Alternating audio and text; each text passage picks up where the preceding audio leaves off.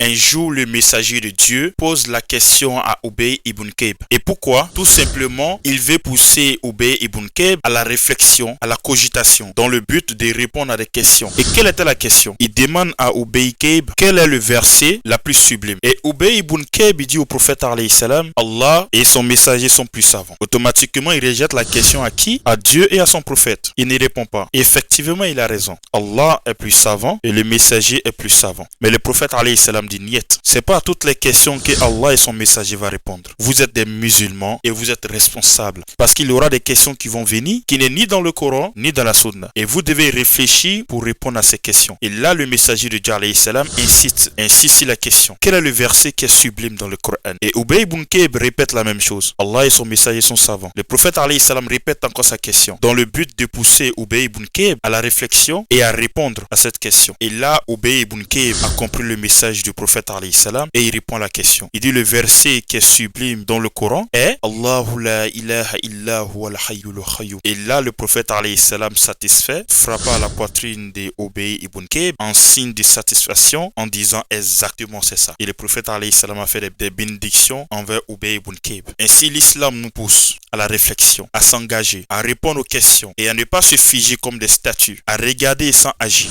mais de s'engager et de répondre aux questions qui sont posées, qui ne sont ni dans le Coran ni dans la Sunna. Le prophète alayhi salam, il a fait même chose avec Muaz ibn Jabal. Muaz est prêt pour voyager. Le prophète dit stop, attends, je te pose 3 questions. Comment tu vas faire pour juger les gens au Yémen? Et Muaz dit, je vais regarder dans le livre d'Allah. Le prophète va pousser encore Muaz à la réflexion. Il dit, et si la réponse n'est pas dans le livre d'Allah, tu fais comme? Et Muaz réfléchit. Il dit, je vais regarder dans la Sunna, dans les pratiques. Et le prophète alayhi salam essaie encore de pousser Muaz à la réflexion. Il dit, et si tu ne vois pas ça dans la Sunna? Et là, Muaz ibn Jabal répond, je vais réfléchir et je vais faire l'effort de donner une bonne réponse. Et là, le prophète, content, satisfait, frappa la poitrine de Muaz en signe de remerciement et de satisfaction pour dire tu as trouvé la bonne réponse. Ainsi, l'islam n'est pas uniquement le Coran et la Sunna. L'islam, c'est le Coran, la Sunna qui est la pratique, le chemin et l'ijtihad, l'effort personnel. Et on l'utilise lorsque il n'y a pas de preuves dans les sources islamiques. Ainsi, je vais m'arrêter ici et on se verra la prochaine vidéo, Inch'Allah.